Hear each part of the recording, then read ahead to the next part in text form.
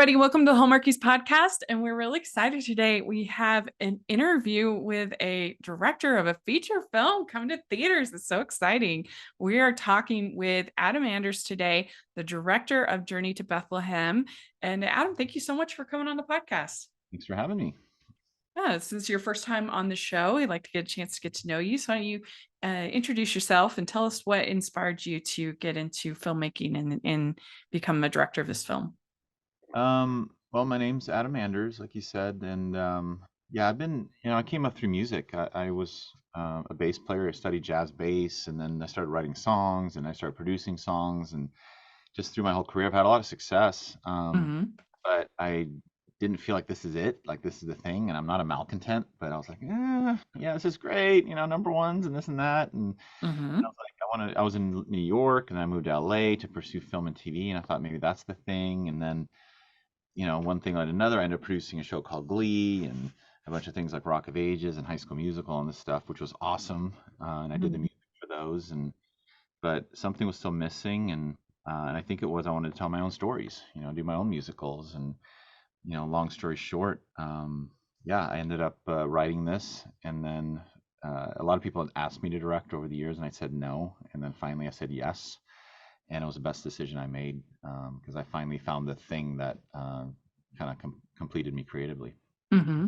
So you didn't like go to film school. You kind of went more the music and music videos, things like that kind of route. Yeah, my film school was weird. It was 20 years of working on set doing music, Yeah. and watching the best of the best and getting rubbed Mm-hmm. shoulders with the, Tom Cruises and Meryl Streeps and, the Yeah. Christopher Flories and all these incredible Ryan Murphy and all these amazing Mm-hmm. talents. And you can't help but learn something. And I Sure. love movies, and I love that medium. And I always loved writing songs for that more than I did writing for artists. I just love Uh-huh. the visual medium. And Mm-hmm. I've always wanted to tell stories, and songs are a little too short for me.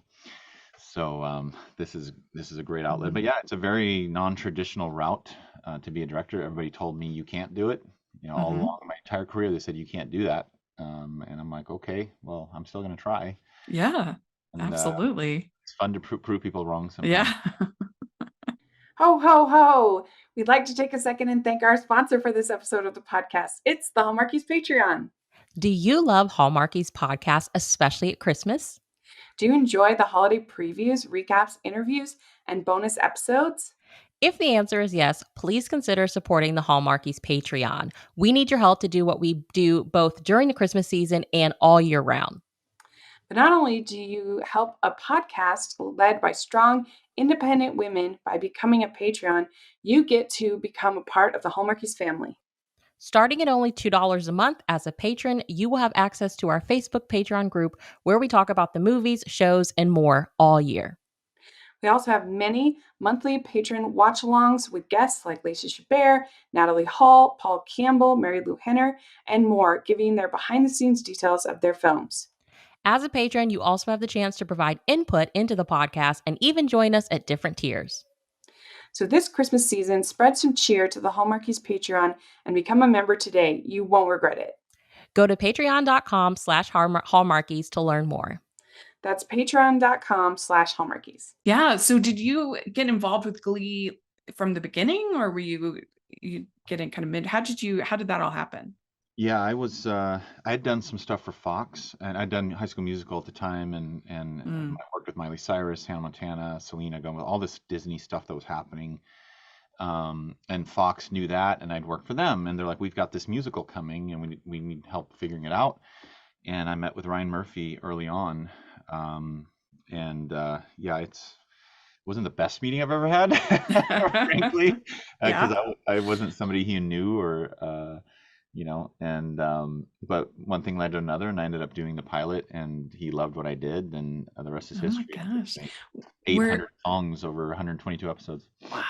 Were they like really nervous? Because this was something, I mean, you'd had High School Musical, you'd had Disney Channel musicals, things like that, but to have a show that was so musical based, like that was new. I remember when it came out, it was like, whoa. It was very different, and I didn't know if it was going to work Yeah. because I didn't know if the U.S. was ready for a primetime musical. Uh-huh. But when I read the pilot, it was really good. then the music turned out really cool and it was really Yeah. special. The Don't Stop Believing version that we did was just Yeah. really special.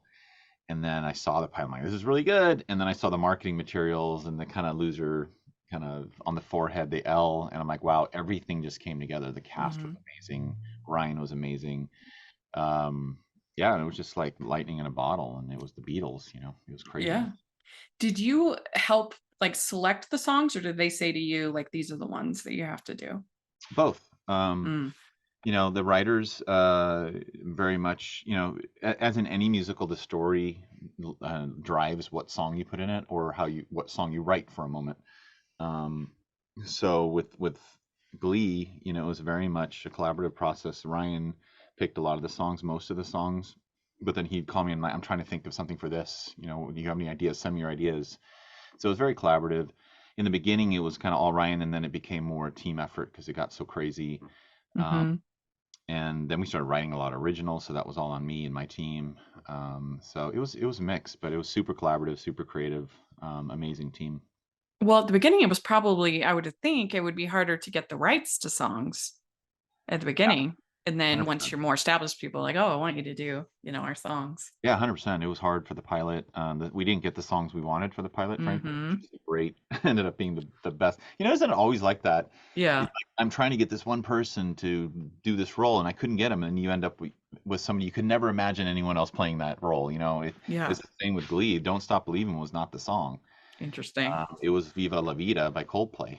Oh. And we didn't get it. And then, of course, we got a bunch of Coldplay songs later. Yes. We didn't for the pilot. And then it was like the greatest blessing ever that we ended up with Don't Stop Believing because that, you know, it went #1. It was massive. It was bigger than the original. Yeah.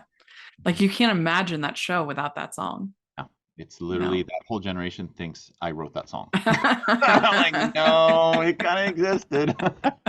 They're like, oh, it's that Glee like, sorry, Steve Perry. Yeah. They were very happy with me, though. I've actually become really good friends with that whole group. And oh, really? That's yeah, good. I mean, it just gave new life into their music, and sure, it's been awesome for everybody. Yeah, that's so cool. Wow. Yeah, it was fun. Well, how did you get involved in High School Musical? I mean, were you in LA at that point, or were you in New York? I was in New York. So I lived in New York, and I was trying to get into film and TV, and I thought, well, you know, the best way to do it is to do music for film and TV. So my manager just at the time set up a meeting for my wife and I. My wife's my writing partner. I also wrote the movie with me, the musical. And we met with a guy at Disney, a guy named Steve Vincent, awesome guy. And we actually had a single at the time, my wife and I, as an artist. We were a group, and he loved the song, and he's like, it really fit their brand. My brand is very, you know, family and wholesome, and what we do, and like it's a perfect Disney fit for them. And they loved the music, so they asked us to write a High School Musical. You know, but the first one we did was actually, gosh, we did Cheetah Girls, then we did Camp Rock one. I think I was the first person to produce Demi Lovato back in the day, and Joe Jonas, and then High School Musical 3, which was the movie, is what we were doing, and that's when I met Peter Bersicchini, who I wrote the screenplay for this movie with. So it's all intertwined. Yeah. Oh, I love High School Musical. I'll say I'm a DCOM apologist, but I really enjoyed them. They were fun. Yeah, we had fun doing all those musicals, and they were huge. It was really an amazing time.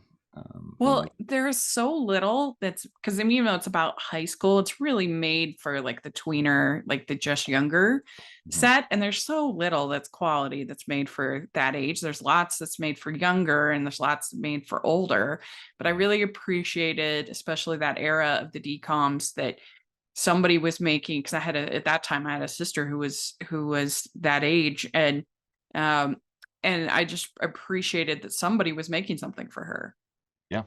No, it's exactly right. And it was this thing where you knew you could put your kids in front of the TV and they'll be okay. You know, it's going to be fine. Entertained. Yeah, which by the way is kind of what this movie is for me. It's the same thing. I have kids, and I wanted to make something for families where you can literally at Christmas sit down, put this movie on, and walk away and make your, you know, turkey or whatever is going on. And it's all good for every generation to watch this. And Glee did that, you know, the multi-generational co-viewing.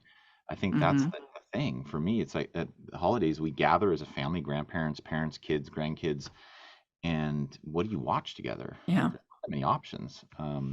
So It's that's true. definitely this void that I wanted to fill with this movie. Mhm. I think Disney's done a great job over the years doing it. Well, yeah, and that's Hallmark as well. Hallmark is That absolutely. during yeah, They're like the and only ones that seem to yeah, remember. The way and people love they Christmas movies. yeah, It's like, exactly. hello, They were keeping the rom-com alive for like a decade, and now we finally they're started to coming back, remember baby. it again. Yeah, yeah. Musicals and rom-coms are coming back. The musical Yes. rom-com, that's like the holy grail. I love the fact that I feel like everybody processed the pandemic with musicals Hmm. like me. And I've never felt so understood by the world that like the years after the pandemic, it's like, let's make lots of musicals. Yeah. Yeah. You know what, though? It makes you feel better, right? Yeah, it does. Music has a way to lift the spirit up. It penetrates in a way words can't. Words alone Hmm. can't do it. Yeah. When you combine a great story with a great song, it's just Mhm. magical. We'd like to thank our sponsor for this episode of the podcast. It's Rachel Fordham and her new book, The Letter Tree. As much as we'd love a long, drawn out romance that spans many seasons, sometimes we are ready for a happily ever after right now. Rachel Fordham is author of 6 published novels with more on the way. They will transport you to another time, fill your heart, and leave you eager for more. Grab a copy of her latest novel, The Letter Tree, today, wherever you purchase books, or use our affiliate link below, and see why so many Hallmarkies have fallen in love with her sigh-worthy stories. That's Rachel Fordham and The Letter Tree.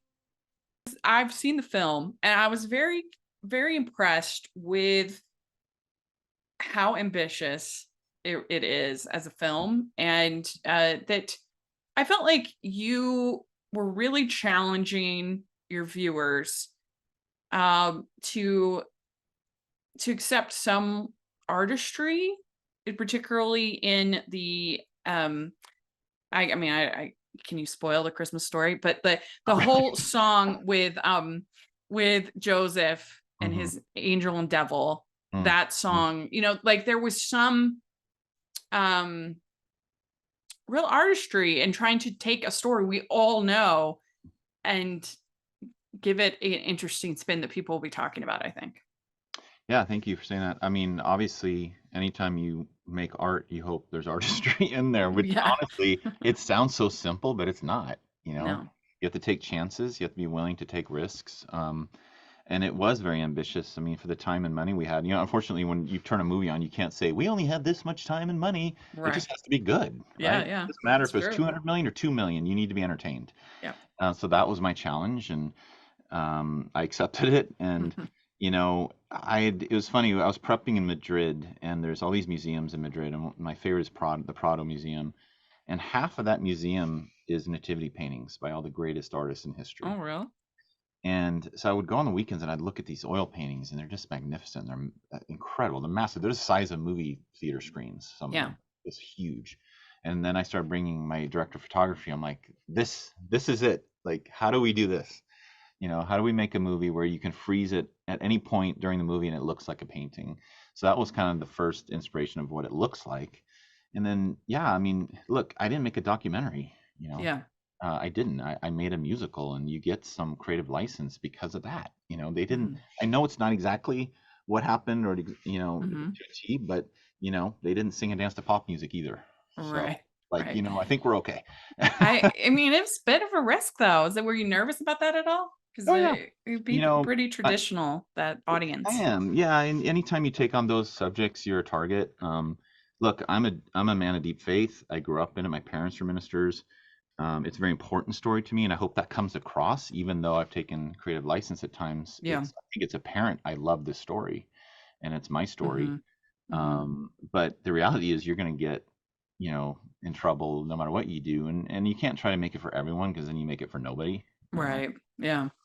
But I mean, look, you have to take those risks, and I was willing to do that, because I love the story and I wanted to tell Mhm. it Yeah. in a new way, and in a way that kind of makes it digestible to everybody. I didn't make it for Christians; I made it for everyone. Mhm.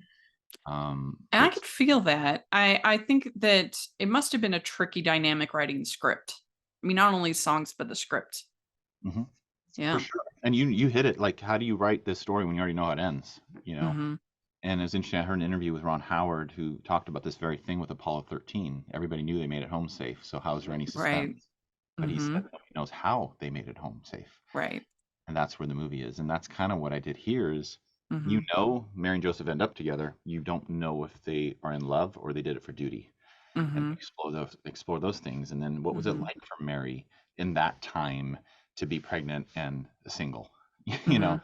these are things I just put myself in their shoes as we were writing it, and you know, it comes alive. It's a human Mhm. story, you know.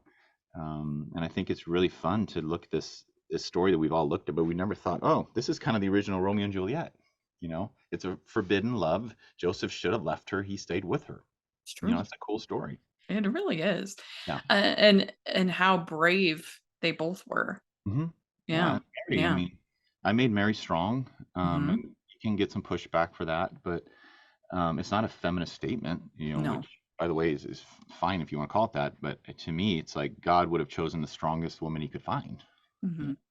So that's Yeah, when I say modern, there's nothing like modern in the sense of like it just has modern in the sense of a creative way to tell a story. It's not mm, like a traditional Sunday no, school it's kind not of. staff sandals dirt. And that's, Yeah, I think, yeah, one of yeah, my yeah. frustrations with biblical movies. They're always pretty depressing.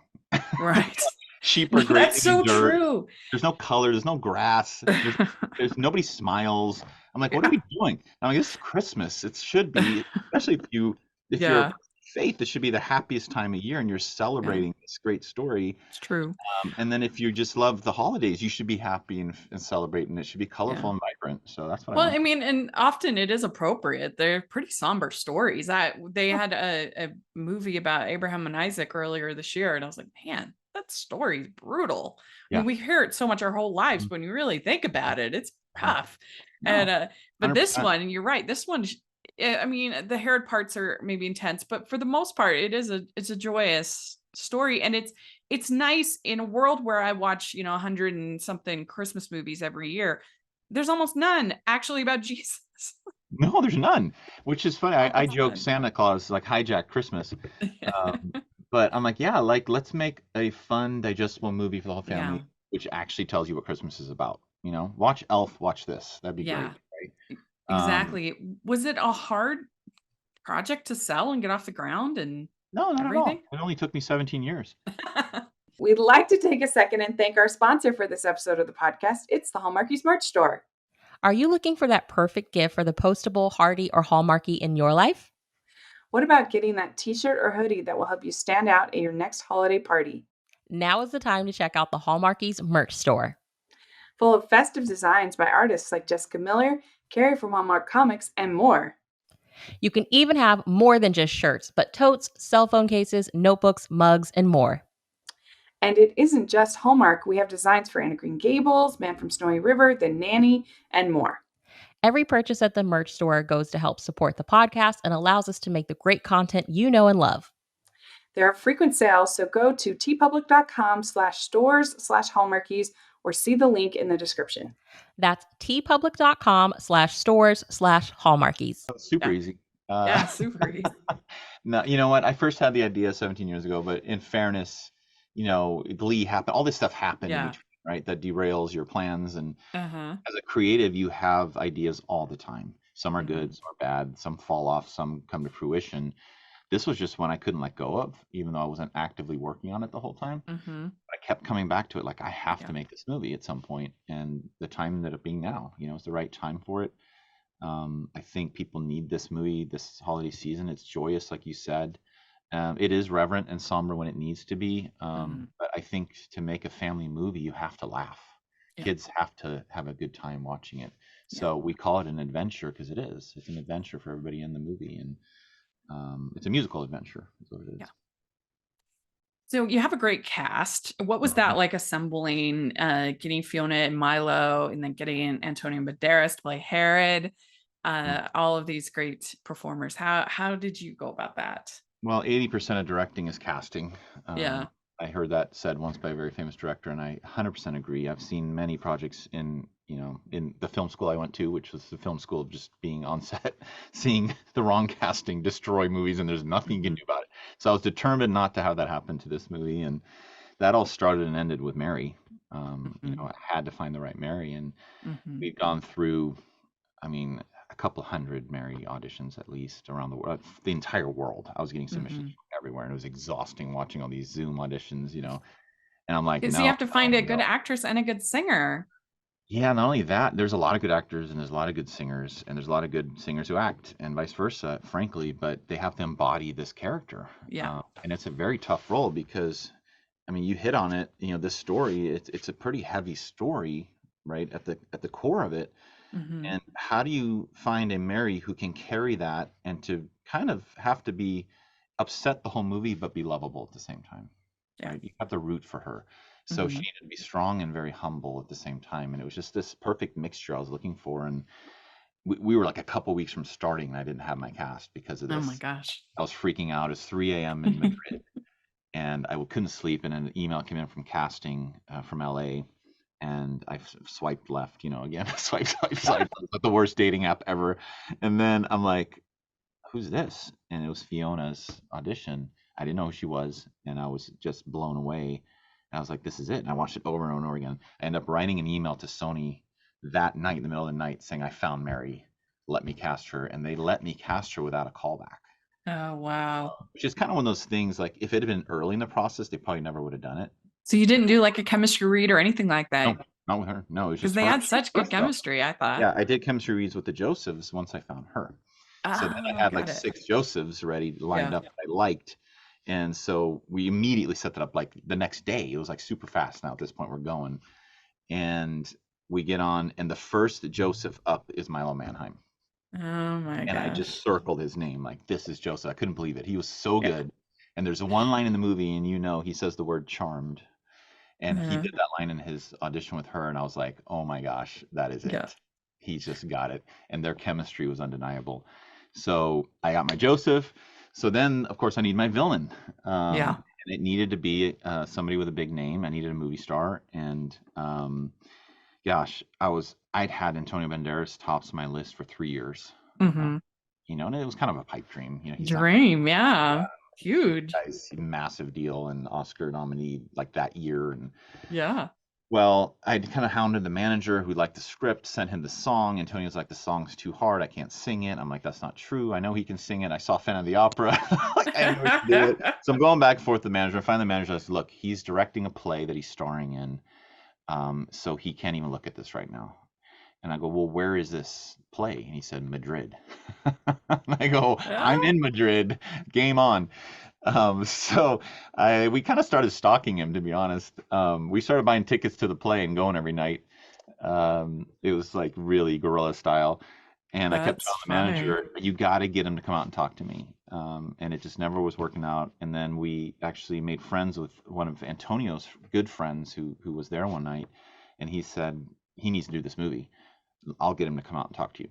So he said, come back tomorrow. So we come back that night and we sit through 4-hour play in Spanish and a 2-hour Q&A in Spanish. And then he finally comes out, and I got 5-minute elevator pitch with him. And he'd read the script and he liked it, but again, he said, I can't Who's sing the nervous song." about the song? Yeah, and I go, yes, you can. And I had a little piano on my phone, on my iPhone, and I said, and I played the note, the high note in his song. And I said, you've been doing this every night that I've been coming to your play. And you've been doing it live. And he's like, really? Brilliant. Yep. And he goes, oh, okay. So then he said, and his manager had told me, I'm like, what do I need to get him to say? Like in my elevator, he said, tell him, Mhm. if he tells you, talk to my manager, then you've got it. Yeah. So at the end, he goes, I like you. All right, talk to my manager. And we're like, yes, we got him. So we were flying high, walking back home to the hotel from that play. But he was awesome, man. He's so good in the movie. He's Yeah. an incredible guy. He's a very, devout Catholic. So the story Mhm. meant something to him. It was But great. he really understood the job. Mhm. I think that there's like a little bit of camp. It's in his performance, which I think was intentional, and I enjoyed that. You know, it was like a little over the top, Yep. and I think that you kind of needed it for this somewhat a little bit over the top Yeah. musical. 100%. Yeah. I think you need that in any musical, frankly, because Yeah. you know, you have to elevate it enough to justify singing and dancing to pop music. If it was a super grounded movie and everything's totally authentic and grounded, Right. then they start singing and dancing to a pop song. You're like, what is happening? Yeah. Right? But if you elevate it and you make it a little bit over the top, when it feels natural when they start singing, you're not like, whoa, that's weird, Mhm. right? It's pretty seamless, and Yeah. he's got it, man. He was like, I say it's like what Johnny Depp does to pirates, right? He just got it, like this king, narcissistic rock star king who thought he was Mick Mhm. Jagger of the Yeah. time, and that's what. He understood the job. He really did. Yeah. And so you added this plot of the son of Herod Mm. as a character, and him being kind of conflicted with the kings, and with this prophecy, and his relationship with his father. What kind of inspired you to do that? Yeah, that's probably my most controversial thing I did because he's not mentioned in the Bible. Hmm. But you know, there's a few things again to the accuracy thing. You know, the wise men weren't there when the baby was born, but in every Yeah. nativity scene, they're there. So I'm like, Right. Yeah. everybody's taking that creative license. I'll take that because I wanted the wise men for comedic relief the whole time. And it's Hmm. kind of the same with this character. I was like, you know, a lot of people visited Mary and Joseph in the manger before they went to, some what if they had another visitor that we don't know about, and it's this guy. And in my research, you know, I needed kind of a boots on the ground villain, you know, kind of the Darth Vader to Palpatine or whatever you want to call it, Hmm. right? And so I wanted this guy to be that, but it couldn't be Antipas, who is the son we all know about and is mentioned in the Bible, because Antipas killed John the Baptist and was worse than his father, who was pretty Hmm. awful. So in Right. my research, I found that Herod's firstborn son was Antipater, and Herod killed Antipater the same year Jesus was born because Antipater tried to overthrow him because he thought he was unfit to rule. And then I started kind of unpacking. I'm like, well, what if his father wants him to do this horrible thing and he's Hmm. conflicted about it, and he meets, you know, Mary and Jesus, and he has to decide what he's going to do. And so that's kind of where that character came from, and it kind of gave us a redemption story within this, that's really crucial, I think, to the Yeah. whole story of even Jesus coming in the first place, right? Well, So I liked it because it gave Mary a chance to forgive and be vulnerable, mhm, and with Joseph as well, but particularly that scene mhm, when he comes and she's scared, mhm, and what's she gonna do? mhm. Yeah, and That it was good. also gives us tension. You know, we don't know Hmm. what's going to happen, even though we know they're going to be fine. But and Joel Smallbone, who plays Antipater, did a phenomenal job. He's the lead singer in For King and Country, which is a huge band. Mm. And I needed somebody who could sing, first of Yeah. all, he's been in a lot of movies as a lead. I didn't know at the time, but he's phenomenal. Hmm. Just really good in it.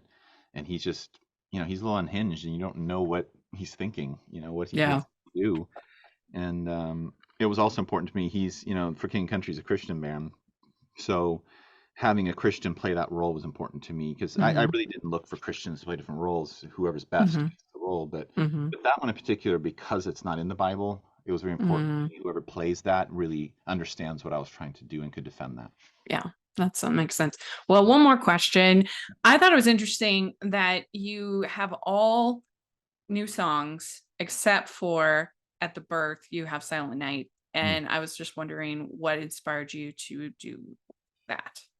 Well, since Christmas didn't exist until Jesus was born, it wouldn't. Hmm. I was like, I can't have Christmas songs up until the end. Oh, okay. Yeah, that makes sense. So, and it's an original musical, so we wanted to, you know, move the story along with the songs. But then the logical place for me to actually have Christmas start was when Jesus is born. So Silent Night, O Holy Night, all these classic songs start happening there, and they really make sense. And it's emotional that way too, because you recognize those songs. They're part of the fabric of you know, of Christmas. Hmm. And I think it really works and makes it feel Christmassy there at the end, and even Hmm. snow starts falling and all the little feels that you need. The Hmm. Hallmark feels, they're really good at that stuff. So I've Yeah, they learned. are. I've seen my share of Hallmark Christmases. I'm not gonna lie. Yeah. Well, very good. Congratulations on the film. It's a huge accomplishment, and I hope people will check it out. Something different. I always appreciate it when genre films really push themselves and try to do Mhm. something a little bit different. So, I appreciate that. congratulations. Thank you so much. Yeah, I hope everybody loves it as much as we loved making it. When is it released? November 10th, theatrical, all theaters nationwide and worldwide. Huge international release, actually. So November 10th, theaters everywhere. Soundtrack comes out November 3rd on Capitol Records. Super excited about that too. But you can go to journeytobethlehemmovie.com and actually buy tickets in advance, or even gift tickets to people as well, which Fandango has partnered with us. So we can actually give away tickets to people who maybe can't afford to go to the theaters. I love that. Really Yeah. cool. It ties into the spirit of Christmas and giving to others. Great. Well, great. It was great to meet you. And thanks so much for coming on and talking with us. Thank you. And you can find me at Rachel's Reviews, all over social media, iTunes, YouTube, and on Rotten Tomatoes. So check that out. Also, make sure that you're following the podcast, Hallmarkies Pod and Hallmarkies Podcast, all over social media. And if you are listening on iTunes, please leave your ratings and reviews 5 stars. It really helps us a lot, especially during the holidays. And if you are watching YouTube, please give the video a thumbs up and subscribe to the channel. Most of our viewers on YouTube aren't subscribers. So if you're in that camp, please subscribe. It really helps us a lot. And then we also have the Patreon, and every month we have a watch along where we have talent come and they share and we watch one of their movies with us, and it's super fun. Great way to get the behind the scenes of the movie making process. And this next month, I'm really excited because we're going to have Lee Friedlander, director extraordinaire, on for the patrons, and we are going to be watching Royal Queen's Christmas, which is another fun movie, Christmas movie. So that's going to be very fun. So those are the opportunities you get as a patron, along with weekly exclusive reviews and much more. So please, please, please, please, please check out the Patreon. And then also we have our merch store where I try at designing and coming up with designs along with the artists that I work with. And so we come up with some pretty fun things. And this year, the theme of the new merch is all inspired by Barbie. And so it has a Barbie aesthetic. So I think they're pretty fun. So you should check it out. And that all helps the podcast. It helps to do what we do. And so we really appreciate it. And thanks so much. This was a blast. And Merry Christmas.